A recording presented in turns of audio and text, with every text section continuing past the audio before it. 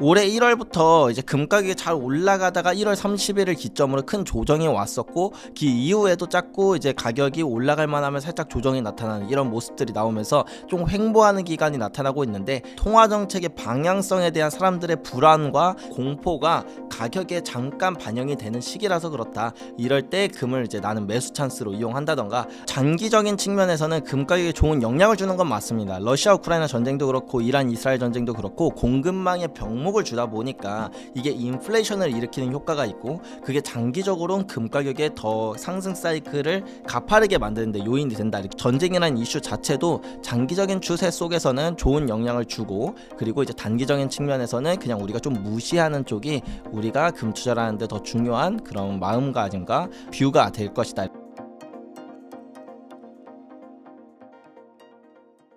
안녕하세요. 오늘 인터뷰 진행을 맡은 김예은입니다. 미국과 이란의 전쟁 이후 금값이 살짝 오르는 듯 싶더니 연일 하락을 거듭하고 있는데요. 그래서 많은 분들이 지금이 매수의 기회인지 아니면 조금 더 기다려야 하는지 고민 많으실 것 같습니다. 그래서 오늘은 금은 투자 관련해서 조기원 대표님과 함께 이야기 나눠보도록 하겠습니다. 대표님 안녕하세요. 네, 반갑습니다. 네, 오랜만에 나와주셨는데 간단하게 소개 좀 해주세요. 안녕하세요. 8년차 금 투자자이자 금거래소 운영하고 있는 조규원 작가입니다. 반갑습니다. 네. 작가님, 미국과 이란의 약간 전쟁 이후 현재 금값 어떻게 흘러가고 있을까요? 많은 분들이 생각하는 건 이제 전쟁 이슈가 더욱더 가파라지고, 그리고 그로 인해서 원유 가격도 오르고 인플레이션에 대한 그런 우려가 생기다 보니까 금에 있어서 너무 좋은 상황인 거 아니야? 라고 생각하고 가격을 딱 봤는데 네. 금 가격은 계속 떨어지는 거죠. 그래서 사람들이 이거 도대체 왜 그럴까? 설마 금 사이클이 이제 끝난 걸까? 이런 생각을 하시는 것 같아요. 그래서 이런 것들에 대해서 한번 좀 정리가 필요한 시점일 것 같은데요.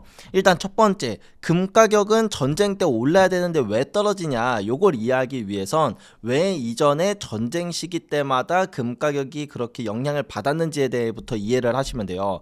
많은 사람들이 전쟁을 하면 불안하니까 금을 산다라고 생각을 하지만, 사실 이걸 조금 더 디테일하게 뜯어봐야 되거든요. 뭐가 불안했느냐라고 하면 두 가지 측면을 우리가 생각해 볼 필요가 있어요. 보통 전쟁을 할 때 국가가 무조건 이겨야 되잖아요. 그러니까 무슨 빚이란 빚도 다 끌어모으고, 그 다음에 화폐도 최대한 많이 발행해서 어떻게 해서든 무기도 사고 군인도 많이 채용해서 전쟁을 이렇게 치릅니다. 그 과정 가운데서 화폐가 너무 많아지니까 화폐의 가치가 떨어지는 거죠. 화폐의 가치가 떨어진다라는 건 물가가 올라간다는 뜻이고, 그게 바로 금 가격을 자극시키는 요소가 된다. 이렇게 하나 바라볼 수가 있겠고요. 또 다른 하나는 이 전쟁을 하는 과정 가운데서 요번 이란 이스라엘 전쟁도 보면 호르무즈 해협을 막 봉쇄했다. 그래서 이제 뭐 세계 원유의 20%가 넘는 그 양이 이제 거의 뭐 못 움직이는 그런 상황까지 이루어지게 됐다. 이런 것들이 나오는 것처럼 전쟁은 특정 원자재 공급에 대한 그런 공급망을 되게 혼선을 일으킨다. 혼란을 일으키고 그것들 공급망 병목 현상이 나타나게 만든다라는 거예요.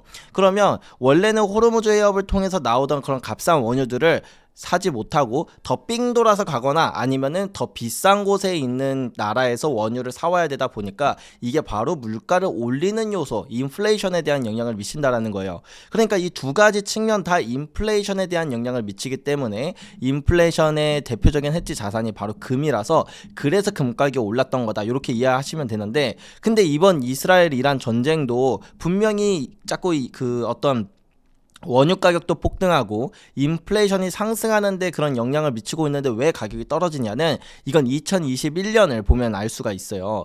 2021년부터 인플레이션이 막 치솟기 시작하면서 나중에는 이제 9%대까지 치솟았었거든요. 근데 그때 이상하게 금 가격은 하락했었어요. 분명히 인플레이션 해지 자산이 금이라고 했는데 왜 떨어졌을까? 이거는 바로 유동성 장세라는 것 때문이에요. 유동성 장세가 뭐냐면 어떤 뭐 기업의 실적이라던가 아니면 사회적인 그런 인플레이션 수치나 아니면 고용 지표라던가 이런 것보다 중앙은행이 이제 앞으로 하게 될 통화 정책의 방향성이 시장을 더욱더 긴장시키거나 더욱더 환호하게 만드는, 그러니까 통화 정책이 모든 자산군의 가격을 다 들었다 놨다 하는 이런 시기를 바로 유동성 장세다 이렇게 표현을 해요. 그래서 원래 인플레이션이 나타나면 금가격이 좋은 게 맞습니다. 그리고 항상 그런 모습이 나타났지만 유동성 장세에서는 조금 달라요. 이때는 인플레이션이 일어난다라는 건 사람들이 그런 공포를 갖거든요. 물가가 이렇게 올라가면 중앙은행이 금리 인하 안 하고 금리 인상하는 거 아니야? 혹은 금리 인상의 속도가 더 빨라지는 거 아니야? 이런 식으로 생각을 하면서 오히려 그 금리 인상에 대한 두려움이 인플레이션에 대한 기대감을 잡아 먹어버리는 이런 현상이 나온다. 그래서 지금은 아무래도 그 금리 인하가 지속되고 있는 이런 환경 가운데서 이 올해 1월에 케빈 워시의 지명과 함께 뭔가 통화 정책의 방향성이 우리가 기대했던 방향과 잘못된 방향, 반대 방향으로 가는 것 같은데라는 그런 우려들 속에서 이런 인플레이션에 대한 우려가 나오다 보니까 그래서 금가격이 떨어졌던 영향이다. 이렇게 보시면 되고요. 그러면 과연 이게 얼마나 더 지속될 거냐, 혹은 장기적으로 볼 때 금가격을 계속 누르는 요소가 될 거냐를 생각해 보면 그렇지 않다. 인플레이션은 장기적으로 금가격에 좋은 영향을 주는 건 맞습니다. 다만 단기적으로 사람들이 금리가 올라갈 것에 대한 두려움 때문에 지금 당장만 가격이 살짝 내려가는 거예요. 그래서 보통 이런 유동성 장세는 이런 부분들은 단기적인 가격에 영향을 미치는 거다 보니까 단기적인 가격 흐름에서 금가격이 떨어졌다라는 건 앞으로 인플레이션 때문에 금가격이 더 올라갈 수 있는 큰 추세 가운데서 오히려 가격이 할인된 그런 뭐 박앤세일이다, 이렇게 이해해 보는 게 더 좋은 관점이 될 것 같아요. 그러면 지금은 약간 조정의 시기라고 생각을 해도 될까요? 네, 맞아요. 올해 1월부터 이제 금가격이 잘 올라가다가 1월 30일을 기점으로 큰 조정이 왔었고, 그 이후에도 자꾸 이제 가격이 올라갈 만하면 살짝 조정이 나타나는 이런 모습들이 나오면서 좀 횡보하는 기간이 나타나고 있는데, 이런 것들은 바로 앞서 말씀드렸던 것처럼 그런 통화 정책의 방향성에 대한 사람들의 불안과 그런 공포가 가격에 잠깐 반영이 되는 시기라서 그렇다. 그래서 이런 조정은 긴 흐름에서 볼 때는 크게 영향을 미치는 부분은 아니다 보니까 오히려 조정을 우리는 좀 기쁘게 받아들이면서 이럴 때 금을 이제 나는 매수 찬스로 이용한다던가, 이렇게 아니면 나는 이미 충분한 금을 다 샀다라고 한다면 그냥 편안하게 바라보시면 그냥 될 것 같습니다. 근데 사실 이제 미국과 이란의 전쟁이 빨리 끝날 줄 알았는데 그렇게 빨리 끝날 것 같진 않아 보여요. 만약 이런 전쟁이 장기화가 된다면 금값은 또 어떻게 흘러가게 될까요? 일단 기본적으로 장기적인 측면에서는 금가격에 좋은 영향을 주는 건 맞습니다. 러시아 우크라이나 전쟁도 그렇고 이란 이스라엘 전쟁도 그렇고 공급망에 병목을 주다 보니까 이게 인플레이션을 일으키는 효과가 있고, 그게 장기적으로는 금가격의 더 상승 사이클을 가파르게 만드는 데 요인이 된다, 이렇게 보시면 될 것 같거든요. 하지만 단기적으로 볼 때는 이게 뭐 지금 좀 떨어지기도 하고 오르기도 하고 이런 변동성은 있지만 이런 게 그렇게까지 크게 그리고 그렇게까지 길게 가진 않는다. 러시아 우크라이나 전쟁도 거의 2, 3년 정도 지나갔음에도 불구하고 뭐 아직도 해결된 건 아니지만 그 기간 가운데서 실제로 가격 변동성이 가장 컸던 건 한 1, 2개월 정도밖에 안 됐거든요. 그때 쭉 올라갔다가 다시 제자리로 돌아왔었습니다. 마찬가지로 이란 이스라엘 전쟁도 단기적으로 가격이 또 지금처럼 밑으로 빠지기도 하다가 또 이제 가파른 상승도 나올 거예요. 이런 변동성은 한 1, 2개월 정도는 더 지속될 수 있겠으나 장기화 된다고 해도, 근데 이제 그런 것들이 계속해서 뭐 2, 3년 동안 지속되는 건 아니다. 그래서 이런 걸 바라볼 때 전쟁이라는 이슈 자체도 장기적인 추세 속에서는 좋은 영향을 주고, 그리고 이제 단기적인 측면에서는 그냥 우리가 좀 무시하는 쪽이 우리가 금 투자를 하는데 더 중요한 그런 마음가짐과 그런 뷰가 될 것이다, 이렇게 말씀드릴 수 있을 것 같아요. 그리고 이제 최근 중앙은행들이 역대급으로 금을 매집하고 있다고 들었어요. 이게 전쟁 리스크가 이들의 매집 속도를 더 높이는 약간 원동력이 될까요? 네, 원래 그러니까 이런 전쟁이 있기 전부터도 사실 중앙은행들은 금을 사 모으기 시작했었어요. 그 왜 그러냐면 달러에 대한 신뢰가 흔들린다고 생각했기 때문이거든요. 첫 번째는 미국이란 국가가 빚이 너무 많아요. 너무 많은 게 이제 어느 정도로 많냐면 1년에 숨만 쉬어도 이자만으로 1,400조 원에 가까운 그 정도의 부채가 늘어날 만큼 그냥 이 부채를 더 이상 일반적인 방법으로는 해결할 수 없는 그 임계점을 이미 지났다, 이렇게 평가를 하거든요. 그렇다라는 건 지금 당장은 달러가 괜찮을지 몰라도 앞으로 5년 뒤, 10년 뒤의 달러의 가치는 지금보다 훨씬 더 낮아져 있을 수밖에 없는 이런 구조적인 하락 추세가 만들어져 있는 거다 보니까, 그래서 중앙은행들이 달러 보유를 줄이고 금으로 이동하던 흐름은 나타나고 있었다. 근데 여기 이제 기름을 부은 사건이 바로 이런 지정학 문제거든요. 예컨대 2022년 이제 러시아 우크라이나 전쟁 때 이때를 기점으로 해서 전 세계 중앙은행들의 금 매입량이 1950년 이래로 사상 최고치 수준을 매년 갱신하고 있어요.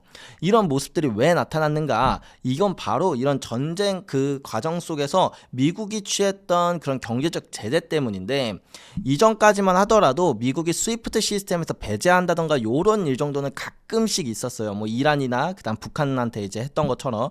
근데 이제 러시아 우크라이나 전쟁 때부터는 조금 더 강력한 그런 정책을 피기 시작했는데, 그게 바로 외환 보유고에서 이제 달러 자산을 동결하는 일이었다. 이 말은 무슨 말이냐면 더 이상 달러가 안전자산으로서의 지위를 가질 수 없음을 의미하는 겁니다. 안전자산이라는 건 어떠한 상황에서도 나를 지켜줘야 안전자산인데, 이제는 달러를 내가 가지고 있다는 이유만으로 만약에 미국과 사이가 틀어지던가 이제 그런 상황이 발생하면 달러가 더 이상 나를 지켜주는 게 아니라 나의 이제 외환보유고가 동결되면서 오히려 나에게 목줄을 채우는 그런 자산으로 변모했다라는 거죠. 더 이상 안전자산이 아니게 됐어요. 그러면 아직도 전 세계 중앙은행들의 대부분의 이제 외환보유고는 달러 자산으로 보유하고 있는데, 이게 빠르게 금으로 이동해야 되는 그런 상황이 만들어진다 보니까 2022년부터 사상 최고치를 매년 이렇게 나타나는 최고치 수준의 금매입이 나타나고 있고, 그 다음에 올해 역시 그 정도의 이제 사상 최고치 수준의 금매입이 이어질 것으로 보이는 이유가 바로 이런 거대한 흐름, 그리고 여기에 얹어서 또 한 번 큰 이제 이슈가 되고 있는 이란 이스라엘 전쟁 때문이다, 이렇게 이해하시면 될 것 같습니다. 그리고 또 이제 중동 전쟁으로 이제 두바이가 원래 금의 유통의 20% 정도를 담당하고 있다고 들었어요. 근데 중동 전쟁이 길어지면 이런 20%를 담당하는 그 하늘길이 막히면 금의 가격에도 또 영향을 어느 정도 주게 될까요? 네, 일단 금 가격도 역시 원자재라고 볼 수 있는 그런 큰 틀이 있기 때문에 공급에 그런 병목이 생긴다라는 거, 가격이 되게 급격하게 올라갈 수 있다, 이렇게 볼 수가 있을 것 같아요. 다만 여기서는 우리가 생각해봐야 될 게 한 두 가지 측면으로 나눠볼 수가 있는데, 첫 번째로 원유처럼 지금 당장 써야 될 그런 원자재냐라고 보면 그건 아니라고 볼 수도 그건 아니라고 볼 수도 있거든요. 왜냐하면 원유는 당장 공장을 돌려야 되고 그렇게 산업에 사용이 돼야 되다 보니까 이런 산업적 수요는 탄력적인 게 아니라 비탄력적입니다. 그렇다 보니 가격이 10배가 뛰든 100배가 뛰든 써야만 해서 그 수요는 가격에 의해서 이제 뭐 줄어들거나 하는 그런 영향을 받지가 않아요. 그래서 한번 올라갈 때 정말 무섭게 오르는데, 근데 금과 같은 자산은 대부분이 이제 뭐 산업용이라기보다는 주얼리나 혹은 이제 투자용 제품으로 이렇게 이루어지다 보니까 그렇게 좀 이런 수요들은 탄력적으로 이루어지게 됩니다. 그런 측면에서 어쩌면 이 공급 현상이 원유만큼 단기적으로 그렇게 드라마틱하고 되게 격렬한 흐름이 나타나진 않을 가능성이 있다라는 부분이고, 또 하나는 이제 어떤 측면에서 바라본다면 금이라는 건 보통 사람들이 많이 투자하는 방식이 실물을 원하기보다는 그냥 금융상품의 형태로 많이 투자를 하잖아요. ETF가 됐다던가 아니면은 뭐 이제 뭐 선물이 됐다던가 옵션이 됐다던가 그런 다양한 방식으로 이제 꼭 현물이 아닌 실물이 아닌 그냥 금융상품의 형태로도 투자를 많이 하는데, 실제 금보다 그런 금융상품의 형태의 금이 한 138배 정도 더 많이 있어요. 그러니까 실제로 있지 않은 금이 그 정도로 되게 많다라는 거죠. 그렇기 때문에 갑자기 투자 수요가 몰린다고 하더라도 그 금융상품 시장 자체는 워낙에 크고 광활하다 보니까 사람들이 실물로 나 빨리 내놓으세요 라고 하지 않는 이상 가격이 막 급격하게 뛸 가능성은 낮다, 이렇게 보시면 될 것 같아요. 그럼에도 불구하고 사실 이렇게 좀 오일 쇼크가 있었던 1970년대라던가 아니면 이제 2000년대에도 한번 원유 가격이 되게 크게 치솟았던 때가 있었는데, 그때 투자 수요가 많이 몰리면서 특히 실물 인도 요청이 많이 늘어나게 되면은 그건 직접적인 공급 타격이 나타나면서 금 가격도 크게 치솟았던 역사도 있기 때문에 그럴 확률도 있겠지만, 그래도 비교적으로 원유나 다른 원자재들에 비해서는 이렇게 가격이 단기적으로 격렬하게 움직일 확률은 좀 낮을 가능성이 높다, 이렇게 볼 수 있을 것 같아요. 미국과 이란 전쟁이 끝나면 금값은 빠르게 가격을 회복하게 될까요? 이란 이스라엘 전쟁이 끝난다고 하더라도 뭐 그게 이제 금 가격을 오히려 더 내리는 요소가 될 수도 있어요. 그러니까 이런 요소가 인플레이션을 자극했기 때문에 그게 이제 통화 정책의 어떤 그런 방향성이 좀 더 긴축적인 방향으로 갈 거라고 생각해서 그런 공포로 인해서 가격이 떨어졌는데, 근데 만약에 실제로 올해 이제 6월 FOMC쯤 됐을 때 많은 투자자들은 아직까지는 금리 인하를 할 거다라고 이제 그런 식으로 좀 더 예측을 많이 하고 있어요. 그렇게 시장은 바라보고 있는데, 만약에 그때 우리의 예측과 다르게 그냥 이런 인플레이션과 별개로 중앙은행의 스탠스 자체가 좀 긴축적이다라고 한다면 그러면 여기서 이제 금 가격이 그 어떤 그런 지정학 문제와 별개로 지정학적인 문제가 완화됐을 때 그러면 그나마 금 가격을 단기적으로 좀 받치고 있었던 그런 불안의 요소가 해소가 되면서 금 가격이 더 내려갈 수도 있다. 이런 측면들도 바라볼 수 있겠거든요. 그래서 이렇게 사실 이게 단기적으로만 생각하면 우리가 생각해야 될 게 너무 많고 너무 복잡하고 그리고 그걸 전부 다 맞출 확률이 되게 낮습니다. 그래서 제가 계속해서 누차 말씀드리는 건 뭐냐면 사실 장기적으로 보면 이런 전쟁 이슈라던가 통화 정책이라던가 아니면 관세 문제라던가 이런 게 금 가격 사이클에 영향을 주는 요소는 아니에요. 물론 사이클의 기울기를 좀 더 가파르게 만드냐 조금 완만하게 만드냐 요런 정도의 차이를 준다 뿐이지 잘 가고 있는 사이클을 반대로 꺾는다던가 이럴 수는 없거든요. 금의 사이클이 만들어지는 건 그 전체적인 금의 생산량의 사이클이라던가 아니면 이제 부채 문제에 대한 사이클 이런 쪽으로 바라봐야 되는데 그건 하루아침에 해결될 수 있는 게 아니고 좋게 10년에서 길게는 2, 30년 정도 이제 시간이 걸리는 문제라서 금의 사이클이 이렇게 길게 나타나는 거다. 따라서 우리는 단기적인 거에 너무 그런 매몰되다 보면은 우리가 자칫 잘못된 방향으로 빠질 수가 있어요. 금의 사이클은 여전히 잘 이어지고 있는데 그 과정 가운데서 이런 조정이나 횡보가 지속됨에 따라서 우리는 금의 사이클이 끝났다고 잘못 판단하는 그런 일들도 생길 수 있기 때문에 단기적인 가격 흐름에 너무 매몰되기보다는 그냥 가격이 떨어졌다라고 하면은 그냥 오히려 전체적인 사이클이 잘 가고 있다라는 걸 알고 있다는 가정하에 오히려 그런 건 매수 기회로 삼거나 아니면 되게 기분 좋은 이슈로 받아들이면 된다. 아니면 그냥 무시하거나 그냥 별 생각 없이 지나가셔도 전혀 문제가 되지 않습니다.